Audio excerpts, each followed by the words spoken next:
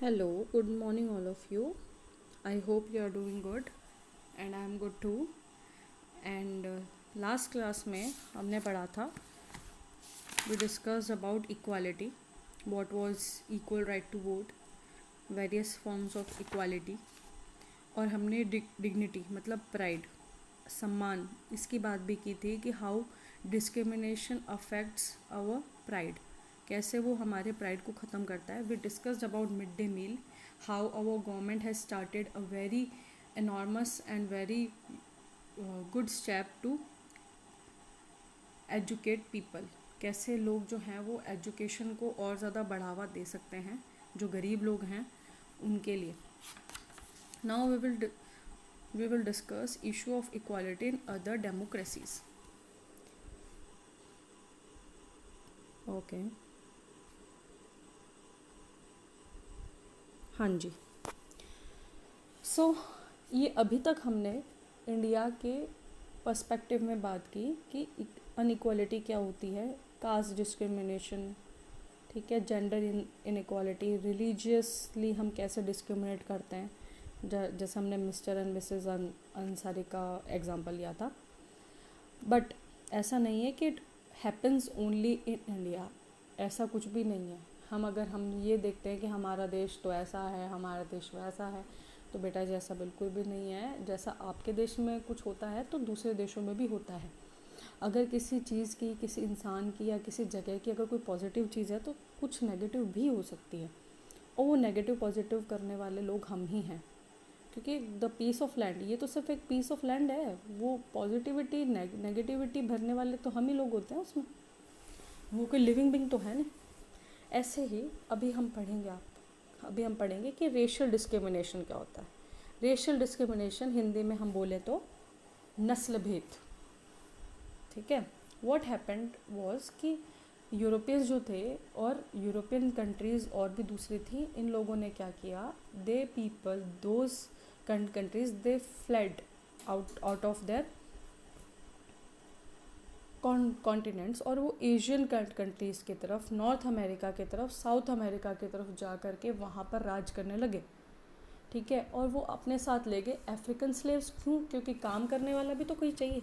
और वो लोग जो थे वो अपनी रेस को, कि हम यहाँ के हैं तो अपने आप को वो सुपीरियर मानते थे, ठीक है. अब ये तो देखिए सबकी गंदी सोच है. सुपीरियोरिटी और इन्फीरियोरिटी ये हम तय करने वाले नहीं होते, ठीक है. जब गॉड ने हमारे में कोई डिस्क्रिमिनेशन नहीं किया है तो हम करने वाले कौन होते हैं, ठीक है. This was a stupid thinking, ठीक है. फिर क्या हुआ, अभी हम जो सिनारियो पढ़ेंगे इट इज़ फ्रॉम अमेरिका. अभी रिसेंटली भी न्यूज़ में आया कि एक अमेरिकन आदमी था जिसके ऊपर एक पुलिस ऑफिसर था वाइट, उसने उसको मार दिया.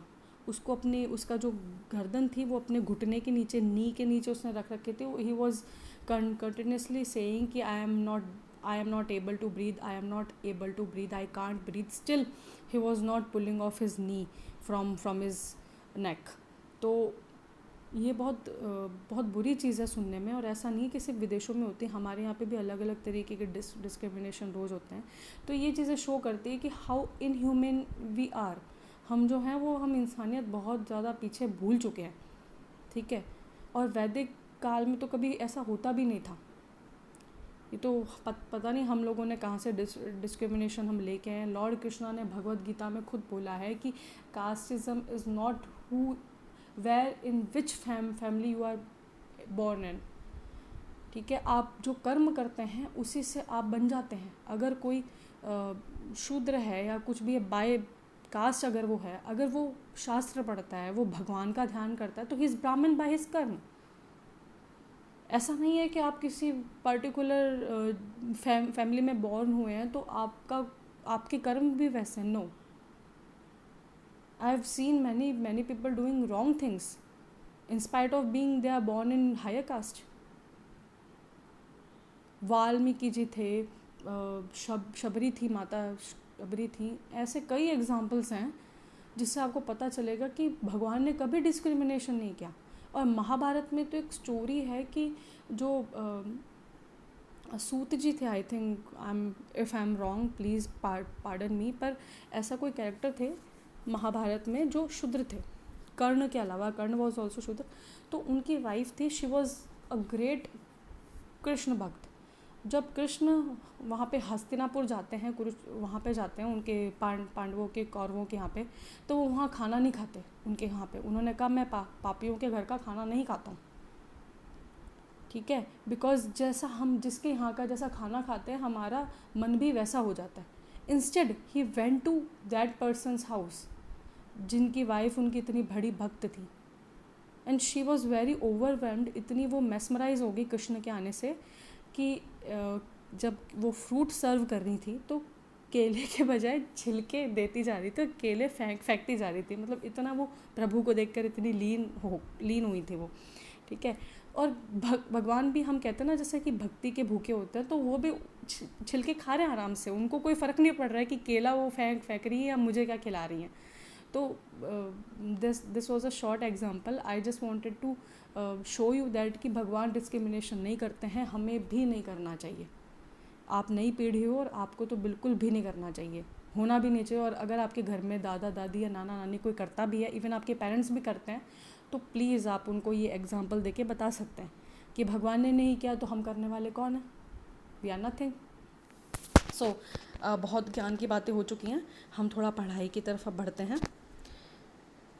Now I am reading from here, first line.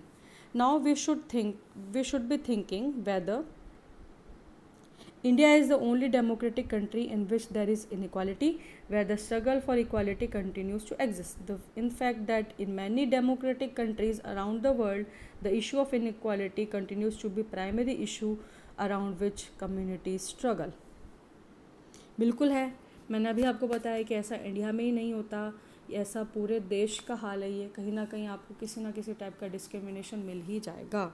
Now I am reading from here, for example in the United states of America, the African Americans whose ancestors were the slaves who were brought from Africa continue to describe their lives today as largely unequal and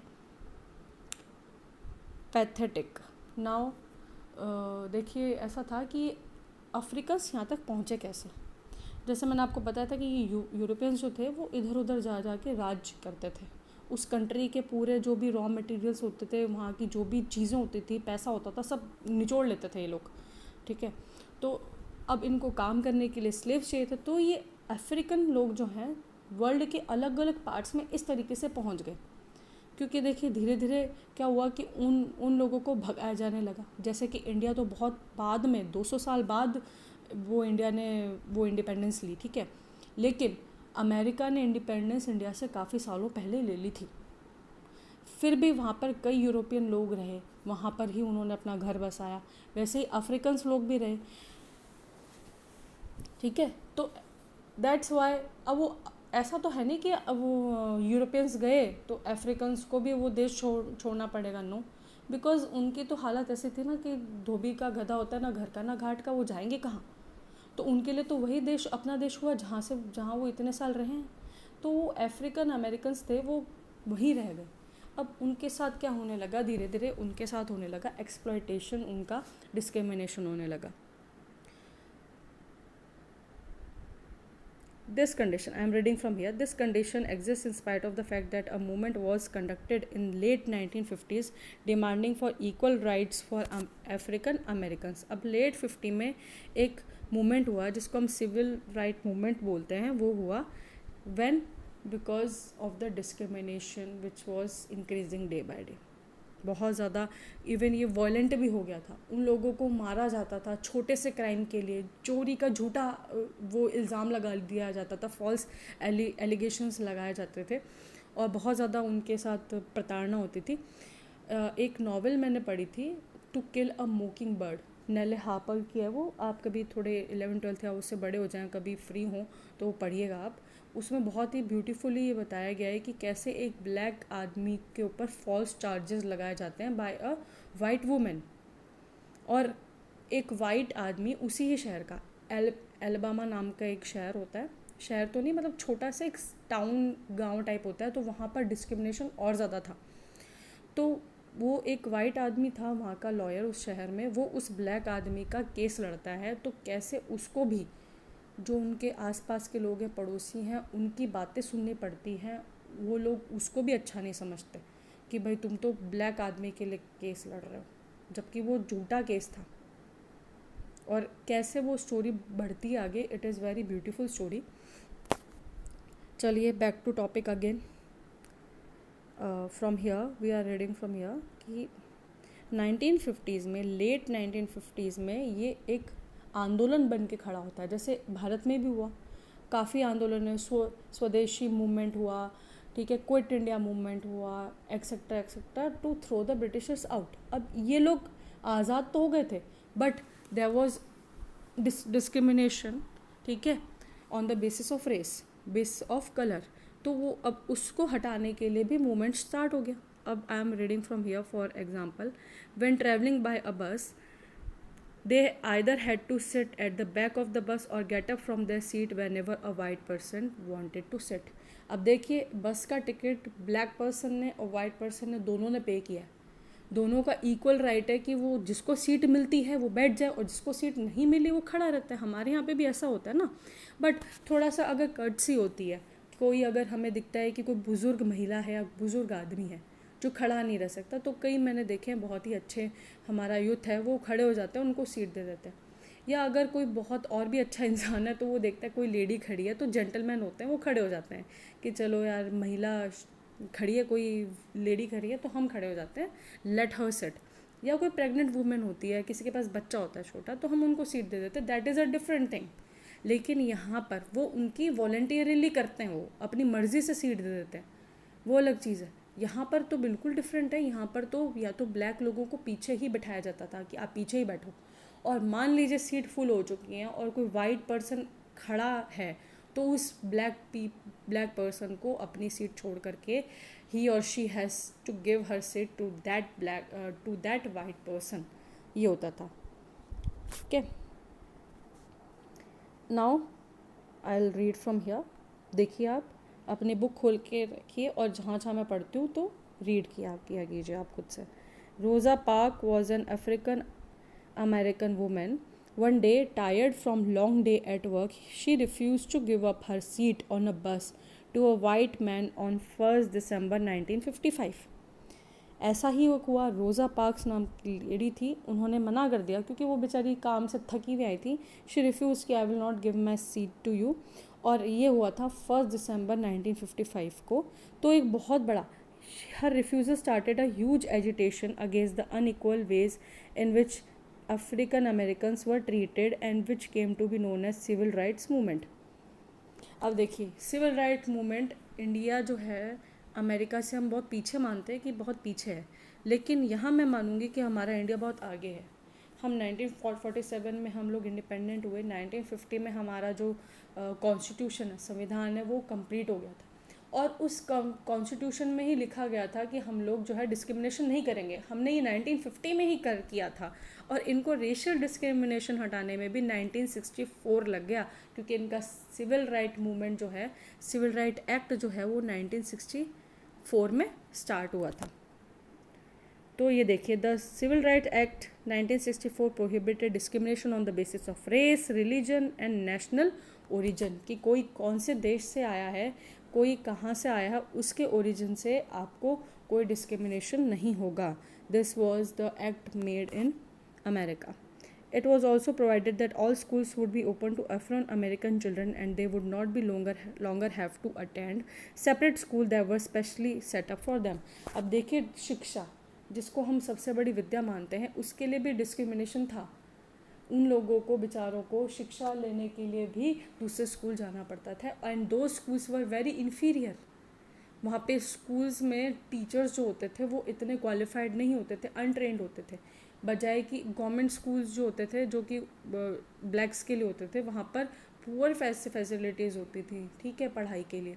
बजाय कि white people के लिए, their children use to go in private schools, they are allowed. भले ही वो black आदमी के पास कितना भी पैसा हो, but he would not be allowed to get in any private school. Allow ही नहीं किया जाता था। कितना बड़ा डिस्क्रिमिनेशन है ये। However, despite this, a majority of African American continue to be among the poorest in the country, not purest, sorry. Most African American children can merely afford to white students who either attend private schools or live in regions where the government schools are as highly rated as private schools. Fine. The same thing I have already told you कि उनके schools में जो होते थे minimum facilities होती थी, कम से कम जो थी सुविधाएं होती थी as compare to the white students. They are either allowed to attend private schools और लिव इन रीजन, वहाँ पर रहते थे जहाँ पर गवर्नमेंट स्कूल्स होते थे. ऐसे गवर्नमेंट स्कूल जिनकी फैसिलिटीज़ और जिनके जो पढ़ाने वाले हैं, जो टीचर्स होते थे, वो बहुत अच्छे होते थे. ठीक है, अब बाकी का छोटा सा पोर्शन है वो हम बाद में करेंगे. आई थिंक आप लोगों को अच्छा लगा होगा अभी तक, और काफ़ी जान कर के हैरानी होगी कि इतना बड़ा डेवलप्ड कंट्री, वहाँ पर भी रेशियल डिस्क्रिमिनेशन था या अब भी थोड़ा बहुत है. And you will get a homework now. I want you to write article. ठीक है, छोटा सा पैराग्राफ 100 to 120 वर्ड्स का regarding your views on racial discrimination and caste discrimination. यानी कि अभी जो हमने पढ़ा आज ब्लैक पीपल के लिए, उसके लिए आप लिखेंगे, और जो हमारे यहाँ पे कास्ट डिस्क्रिमिनेशन और ये होता था उसके लिए आप लिखेंगे इंग्लिश में. और जिनका भी मुझे बहुत अच्छा लगेगा, आप लिख करके फ़ोटो क्लिक करके और please send it to my WhatsApp numbers आ रहे हैं ना, तो आप मुझे डायरेक्टली सेंड करना, ग्रुप में मत करना, क्योंकि मैं चाहती हूँ कि मैं पढ़ूँ सबसे पहले. ठीक है, तो please do WhatsApp me, and जिसके भी अच्छे होंगे I will put them in my status next day. Okay, thank you.